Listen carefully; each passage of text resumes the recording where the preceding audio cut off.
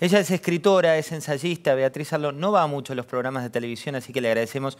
Gracias por venir a Mesa Chica. No, gracias por invitarme. ¿Quién fue el gran ganador de estas elecciones? Bueno, sin duda el PRO fue el gran ganador, y digo el PRO y no empiezo a decir cambiemos, porque tendríamos que ir a ver provincia por provincia cuánto se favorecieron los radicales, que creo que bastante poco. Con una excepción fue el PRO el gran ganador, que le permitió festejar que no ganó en provincia de Buenos Aires. Esa excepción tiene que ver con Cristina Fernández de Kirchner, y me gustaría que veas este audio para ver si coincidís con estas declaraciones que se hicieron. Esto que hemos vivido hoy,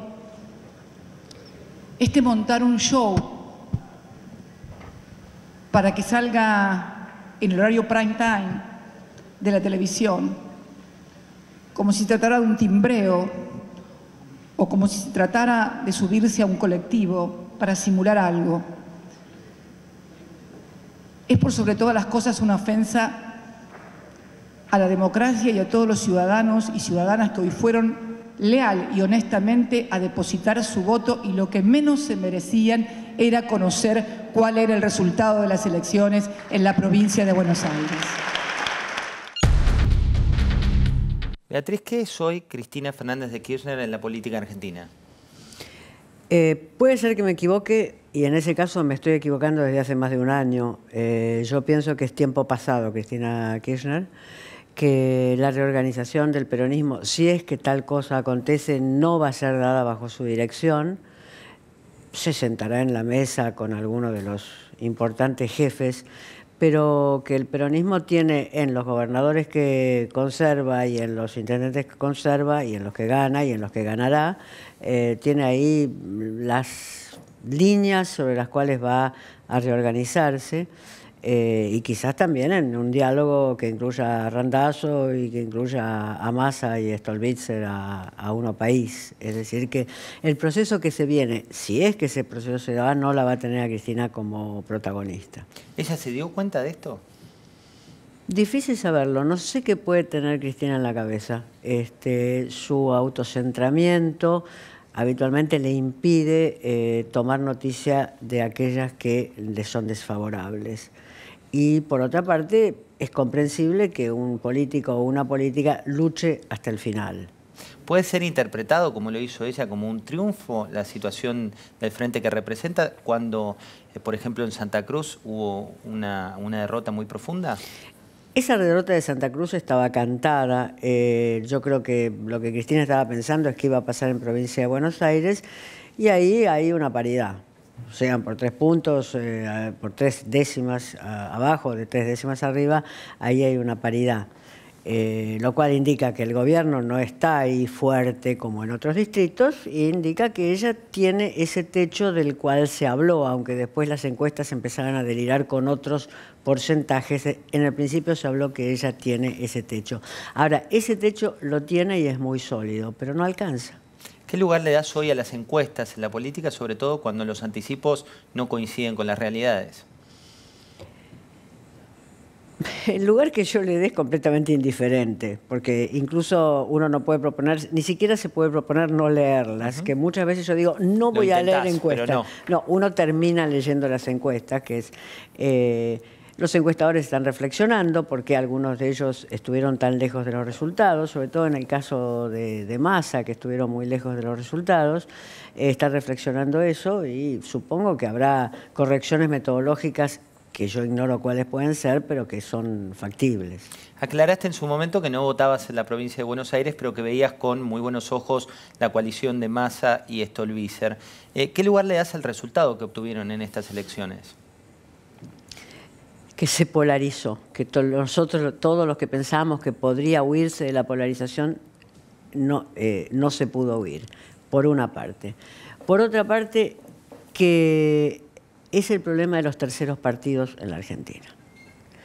Los terceros partidos son muy difíciles de construir. Yo creo que ya la construcción que ha hecho Massa y Stolbizer es una construcción que debe ser tomada con mucha seriedad, porque la hicieron. Son muy difíciles de construir y luego son muy difíciles que avancen en términos de votos. Un tercer partido, típicamente, para los que tengan más de 45 años, fue la fórmula Bordón-Álvarez en el 95. Que admitiste que la votaste en su momento también. Sí, naturalmente, no solamente la voté, sino que yo estaba en el FREPASO en ese momento. O sea que la voté, la apoyé, etcétera. Pero ahí se demostró que ese tercer partido, que estaba con todo el progresismo argentino, con los dos partidos socialistas, con el FREPASO, con el Frente Grande, con el Partido País de Bordón, no pudo instalarse. Los terceros partidos, en los países donde hay tradición bipartidista, los terceros partidos tienen enormes dificultades. Aquellos que más bien apostamos a los terceros partidos tenemos que tomar noticia de esto. Me interesa que veas sobre todo a Sergio Massa cuando declaraba este fin de semana cuál era su análisis de la situación. No queremos ni la Argentina del ajuste y la insensibilidad que impera en este gobierno, pero tampoco queremos la Argentina de la corrupción y la impunidad. Y por eso hoy reafirmamos nuestro mensaje de que el desafío no es ni Macri ni Cristina, es Argentina, es el camino que nos una a todos y nos permita recorrer el sendero de crecimiento y de desarrollo para todos los argentinos. Acá está lo que planteabas del tercer partido, la dificultad del tercer partido, pero también un debate que se generó respecto de si al votante castigaba la corrupción o no la castigaba, o si miraba la economía que todavía no arranca. ¿Cuál es tu análisis? En el caso de la provincia de Buenos Aires, el votante en un 30% castigó la corrupción y el otro 30% no la castigó, o sea que ahí habría que ver los números y habría que analizar el voto que los sociólogos y los sociólogos de la política están haciendo. Pero a mí lo que me parece es que tendríamos que reflexionar cómo fue el no debate electoral que fue previo a las PASO. Que yo recuerde, no hubo elecciones en todo el periodo democrático en los cuales los candidatos no se sentaran a la misma mesa. Eso lo dijo Lustó, pidiéndolo para Capital, pero hubiera podido ser aplicado al caso de provincia de Buenos Aires. Fue una elección sentimental, digamos. Las mujeres tenían un papel importantísimo y el touch and feeling tenía un papel importantísimo. Vos me tocás, yo te siento, yo te escucho, sé que te miro y sé quién sos, etc. En fin, una serie de tonterías. No es que no haya que escuchar a la gente, sino que no se escucha a la gente en los timbreos, que inventó Macri, pero que practicaron muchísimas fuerzas, chicas y grandes, en esta elección. O sea que fue una especie de experiencia de reconocimiento físico, que no sé si esto tiene algún sentido para la política y si aumenta la calidad de la política. Y esta campaña de Cristina Fernández también, de guardarse, de mostrarse a través de redes sociales, con un perfil muy distinto al que utilizó cuando gobernó, ¿qué análisis te genera? Ella estaba garantizando ese 30%, o 31%, no voy a entrar en ningún debate, ella estaba garantizando ese porcentaje. Entonces le hablaba a esos fieles que no quieren que le hablen de la vuelta de obligado, ni de Dorrego, ni de si la Constitución del 53 estuvo bien o mal, sino que son esos fieles que están esperando una figura proveedora que los provea de aquello que necesitan y que quieren escuchar esa figura. También estuvo Elisa Carrió, que tuvo un papel preponderante en la elección en la ciudad de Buenos Aires. Esto es lo que decía. Ganar una elección para establecer la República, hoy podemos decir que la República se ha reafirmado a lo largo y a lo ancho de la nación. Todas estas personas son intachables, pero además son competentes. Saben leer, saben escribir, saben reflexionar, no son autoritarias, tienen formación, porque para defender a los pueblos hay que estudiar. La política también es pedagogía, es enseñar una cultura para que cambie una nación. Y la están cambiando ustedes. Están cambiando ustedes. ¿Qué rol le das a Lilita Carrió en estas elecciones? Bueno, tiene que dar una cátedra de la política como pedagogía, dado que en el PRO esa materia no la cursaron. O sea, si ella cree realmente, y yo creo que también creo con ella, que la política es una enseñanza pública y la construcción de una serie de saberes para una plena ciudadanía, le tiene que dar una cátedra al PRO, que le dé un seminario. Porque si hay algo que en el PRO no se cree es que la política sea pedagogía. La política se hace en un lugar y después se timbrea, se toman colectivos, se abrazan niños, se muestran a los propios niños, se abrazan señoras, se muestra a la propia esposa. Es decir, la política es eso. O sea, que de un seminario me parece extraordinario. Estoy de acuerdo con Carrió. La política tiene un elemento pedagógico fundamental. Pero no lo lleva a la práctica, decís. El PRO no lo... Por eso, entonces Carrió, dado que es la heroína actual del PRO, podría dar un seminario. ¿Es la heroína actual del PRO o María Eugenia Vidal? Bueno, María Eugenia Vidal también. Lo que pasa es que al tener el tenor intelectual Carrió en su discurso, es la que puede dar un seminario. Yo no sé lo que piensa María Eugenia Vidal sobre la frase "la política es pedagogía". No sé. Lo que sé es que María Eugenia Vidal trabaja mucho y después agarra a la gente y se emociona mucho. ¿No le crees a María Eugenia Vidal cuando se emociona tanto de no, ese ¿cómo perfil no? de Yo política? le creo a todo el mundo que se le llenen los ojos de lágrimas, le creo.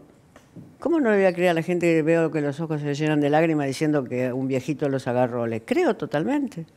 Hablando de Lilita, concretamente de este variopinto resultado que tiene en la historia de las elecciones, que tenga casi la mitad del electorado en la ciudad, ¿a qué lo atribuís? Yo creo que en principio ella se ha convertido como una especie, en todo este tiempo se ha convertido adentro del macrismo en una garante de que allí no van a suceder las cosas que sucedieron en el cristianismo. No sé cómo se va a arreglar, porque ahí está la caterva de amigos y parientes de Macri, que no sé cómo se va a arreglar con eso. No sé cómo se va a arreglar con Angelici. No sé cómo se va a arreglar con la cuestión del correo y la deuda del grupo SOCMA, es decir, Macri, Sociedad Macri, las deudas del grupo SOCMA al Estado. Es decir, ese es su problema siguiente.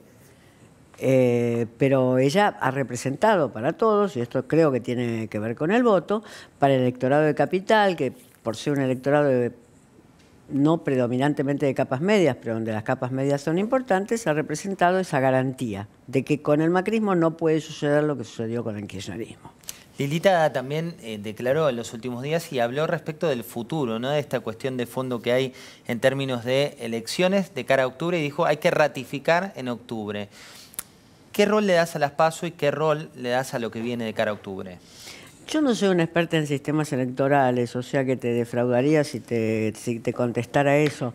Si yo tengo que ver cómo funcionaron en la coyuntura, no hablando de sistemas electorales de los cuales desconozco todo, en esta coyuntura las PASO funcionaron para por lo menos prender las primeras luces en el escenario político. La gente no se estaba ocupando de que aquí había renovación parlamentaria.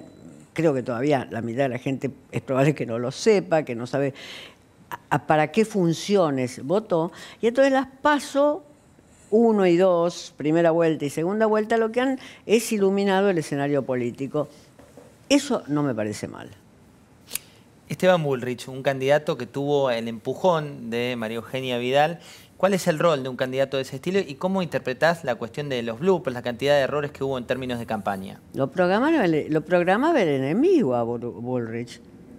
Es increíble las cosas que dijo a lo largo de la campaña. Es un hombre sin experiencia política, es un hombre de equipo, como se le gusta decir al gobierno. Dice, nosotros somos un equipo, no dice nosotros somos el gobierno, sino somos el equipo. Es un hombre de equipo, fue ministro de Educación. En otro momento se puede juzgar o no cuál fue su tarea como ministro de Educación, pero no es un hombre de la política. La política es una disciplina. Esto que decía Carrió, que la política tiene que ser también una pedagogía, si tiene que ser también una pedagogía es porque es una disciplina, porque requiere en los políticos un conjunto de saberes. Ahora, si el equipo no está convencido de que la política es una disciplina, bueno, se comporta como Bullrich. Dice lo primero que le viene desde su piso ideológico más bajo. Beatriz, el rol de algunos candidatos que no tuvieron buenos resultados, como por ejemplo el de Guillermo Moreno, ¿ahí sí se castiga el rol de la última década, por ejemplo, en el secretario de Comercio? Yo creo que más bien se está votando a Filmus. Por supuesto, no se votó a Moreno, y que no es una figura simpática, Pero a Cristina no le cobraron el disparate en Angola, donde llevaban gallinas y bailaban bailes angoleses y Moreno repartía merchandising en contra de Clarín. Eso no se lo cobraron a Cristina. Es probable que se lo cobraran a Moreno, pero yo creo que básicamente lo que se votó es Filmus, alguien leal al expresidente, que viene perdiendo elecciones al hilo en la ciudad de Buenos Aires y que la gente dice, bueno, una vez más pongo el voto ahí. Hablabas de lealtad. ¿Qué pasó con Lustó, ¿no? Un candidato que siempre aparece como con potencial, pero en este caso quedó en un tercer puesto y muy relegado? Estuvo débil frente a las acusaciones porque algunas de ellas son difíciles de explicar. No es difícil de explicar que ella haya sido embajador de Macri y quiera ser candidato, haya querido ser candidato. El asunto es que pasó en una semana. Es decir, se fue de la embajada argentina en Washington prácticamente dejando la puerta abierta. Es una figura, no estoy diciendo que dejó la puerta abierta, pero digo, se fue en un momento en que Macri viajaba a Estados Unidos. Entonces, eso crea una cierta inestabilidad, yo te diría temperamental, que es otro rasgo fundamental en el político, una cierta inestabilidad temperamental. Después se le recordó todo el currículum, pero mejor no sacar currículum, porque Ocaña fue ministra de Cristina, o sea que si las personas acá se van a manejar a los carpetazos, creo que no queda nadie. Pero se les mostró debilidades, yo diría, de temperamento. Y además creo que fue muy perjudicado por la no existencia de debate. No digo que le hubiera ganado un debate a Carrió, pero creo que cuando vos debatís con alguien muy capacitado para el debate, como Carrió, y sos un tipo inteligente como Lustó, ese debate lo hubiera subido. Beatriz, mi colega aquí, Pablo Fernández Blanco, tiene una pregunta para hacerte. Beatriz Sarlo dijo el año pasado una frase fantástica, al menos para mi gusto. Dijo lo siguiente, o algo así: este gobierno, por el de Mauricio Macri, parece haber salido de un huevo de Pascua. Yo quiero saber si, de acuerdo con su criterio, después de esta elección, ya podemos decir que se terminó el periodo del huevo de Pascua del gobierno de Cambiemos. Es muy probable, es deseable, por otra parte, sea uno macrista o no sea macrista, es deseable que aquellos que están gobernando adquieran las destrezas que son necesarias para el gobierno. Durante estos 19 meses, ¿fueron? Sí, más o menos. Durante estos 19 meses hubo una filosofía que yo diría perito para la vieja. Si pasa, pasa. Si pasa, esto que queremos meter, pasa. O perito para la vieja, como se decía antes en criollo porteño. Es decir, se cometían errores pensando que se rebobinaba. Uno puede hacer eso quizás en un grupo en un equipo de amigos y de gente muy próxima. No se puede hacer eso como presidente de la República. La primera torpeza fue el nombramiento de los jefes, querer nombrar a los jefes de la Corte por DNU, manchando incluso el currículum de aquellos ministros de la Corte que aceptaron ser nombrados por DNU. No lo olvidemos. En este país cada uno está portando su cruz. Y es un buen disparador para hablar de la justicia. ¿Por qué la justicia es tan lenta en casos de corrupción en la Argentina? Yo creo que todos lo sabemos. La justicia tiene una sensibilidad política abusadísima, además de que los expertos dicen que el sistema procesal argentino permite que esa sensibilidad política abusada hacia el oficialismo que te ocupe la Casa de Gobierno, el sistema procesal argentino permite que se usen argucias que en otros países son de más corta duración, el trámite de las argucias. Yo, por otra parte, no soy una experta, o sea que esto lo he escuchado de expertos. Si uno compara con la velocidad que ha procedido la justicia brasileña... Ahí están las pruebas, Dirceu fue preso estando Lula en la cumbre del poder. Sí. Dirceu, que era la mano derecha de Lula, fue preso estando en la cumbre del poder. No ¿Es envidiable esa justicia brasileña hoy para Argentina? Sin duda, sin duda, sin duda. Beatriz, hablaste y analizaste, Cristina Fernández de Kirchner, su rol, pero también me interesa que analices el kirchnerismo como movimiento. Vamos a ir a una frase que dijo Daniel Filmus para analizar después de qué se trata. Realmente nuestra fuerza también están los grandes movimientos sociales de la Ciudad de Buenos Aires. Acá está el Ni Una Menos, acá está el No al 2x1, acá están los docentes que pelean por una educación de calidad, acá están los que defienden la universidad, están acá los investigadores de CONICET. Nosotros no tenemos una mirada en este momento partidaria. Pensamos que el gobierno ataca a todos por igual, pensamos que cuando uno recibe la boleta de luz, de gas, de teléfono, no le preguntan de qué partido político es. Fue estratégica esa frase. Con Recalde al lado. ¿Eh? Con Recalde al lado. Contame. Acá está el gerente de Aerolíneas Argentinas, el ex gerente de Aerolíneas Argentinas también. Pero de todas maneras, Firmo es un tipo inteligente. Sabe que un partido político moderno tiene que enorgullecerse de que incorpora las representaciones de los movimientos sociales. Eso no se le pasa por la cabeza a Cristina. Primero porque no es moderna y segundo porque no tiene esa lucidez para decir que ella necesita algo más que lo que le es completamente propio. Eso por un lado. Por otro lado, Firmo sabe que está compitiendo en la ciudad de Buenos Aires, es decir, una ciudad extremadamente sensible a movimientos como Ni Una Menos. O sea que me parece que la frase viene de su formación como sociólogo, que sabe que la política es la combinación. No de otro modo entraron los verdes en Alemania, primero como movimiento social, luego como partido y luego atravesando a los demás partidos con su temática. Entonces, Firmo sabe esas cosas. No hay que explicárselas. Que uno lo vote o no lo vote es otra cuestión, pero no hay que explicarle que los movimientos sociales, la política necesita del apoyo de esos movimientos. Ahí es parte de esa política de fondo que por ahí hoy está faltando. Este tipo de definiciones, ¿decís? Bueno, sin duda. Sin duda. Un candidato que sepa cuál es la relación de la política con los movimientos sociales, sobre todo en un mundo donde los movimientos sociales están disputando su lugar a la política, es fundamental. Beatriz, ¿qué es hoy la derecha y qué es la izquierda? Digamos, ¿es algo retro hablar de derechas e izquierdas o es parte de la política actual?